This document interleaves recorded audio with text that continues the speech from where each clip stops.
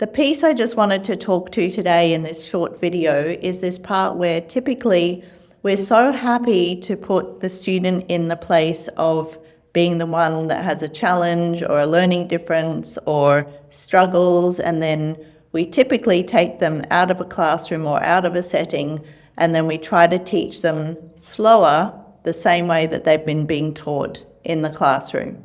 The same way that hasn't worked, the same way that doesn't work for so many of our students. I mean, just consider the reports that we saw last year.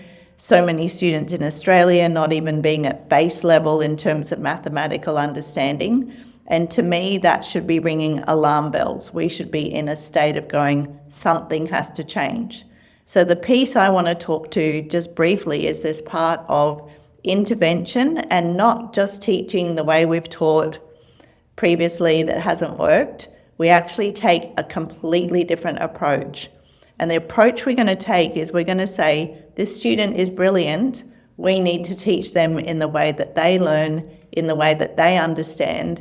And the part that we teach you in our training is that there is actually a very simple template we can take, this methodology that we developed that means maths can actually be the simplest language for every student. You know, I'm working with special schools, with general schools, with private schools, with Indigenous schools, with students that are struggling from all sorts of learning differences, and just neurotypical students as well. And across the board, the problem is the same. So key piece I wanted to share with you was this part of intervention being just the way that we approach maths. We need to approach it starting with something we can touch, feel and see, having them draw a representation that's proportionately accurate, and then moving to the abstract.